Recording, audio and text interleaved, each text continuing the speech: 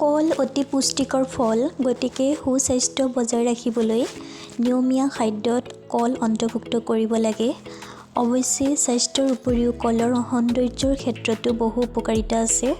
ছালৰ জিলিকনি বৃদ্ধি কৰিবলৈ প্ৰায়ে কলৰ সৈতে ফেচ পেক তৈয়াৰ কৰা হয়। কিন্তু আজিৰ এই ভিডিঅ'ত চুলিৰ যত্নত কলৰ চুলিৰ মাস্কৰ উপকাৰিতাৰ বিষয়ে কিছু তথ্য দিম। কলত প্ৰচুৰ পৰিমাণে আইৰণ, পটাছিয়াম, কেলছিয়াম, প্ৰাকৃতিক তেল আৰু অন্যান্য পুষ্টিকৰ উপাদান থাকে। গতিকে যদি চুলিৰ যত্নৰ বাবে কল ব্যৱহাৰ কৰা হয় তেন্তে চুলিৰ বৃদ্ধি ভাল হ'ব। লগতে কলত থকা প্ৰাকৃতিক তেল চুলি কোছা শুকান চুলিৰ বাবে অতি উপকাৰী।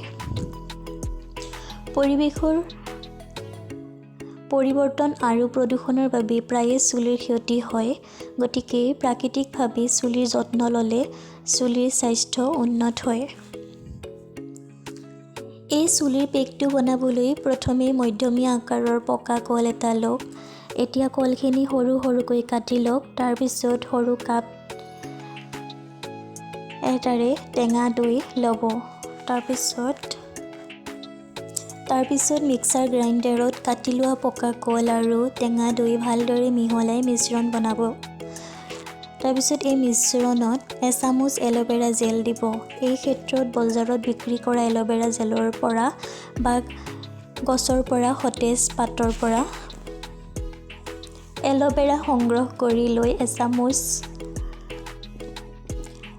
কেষ্টাৰ অইলৰ লগত মিলাব।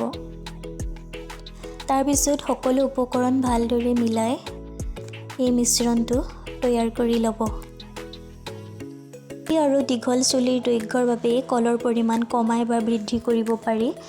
এতিয়া এই হেয়াৰ পেকটো চুলিত গুৰিৰ পৰা আগলৈকে লগাই ল'ব। এই হেয়াৰ পেকটো চুলিত প্ৰায় 2 ঘণ্টামান ৰাখিব। তাৰপিছত যিকোনো কেমিকেল ফ্ৰী শ্বেম্পুৰে চুলিখিনি ভালদৰে ধুই ল'ব। এই হেয়াৰ পেকটো সপ্তাহত 2 দিন পৰা 3 দিন ব্যৱহাৰ কৰিব। আশা কৰোঁ ভিডিঅ'টো আপোনাৰ ভাল লাগিছে। ভিডিঅ'টোত এটা লাইক কৰি দিব। চেনেলটো ছাবস্ক্ৰাইব কৰিবলৈ একেবাৰে নাপাহৰিব, যাতে আপুনি বিচৰা নতুন নতুন ভিডিঅ'ৰ আপডেট পাই থাকে।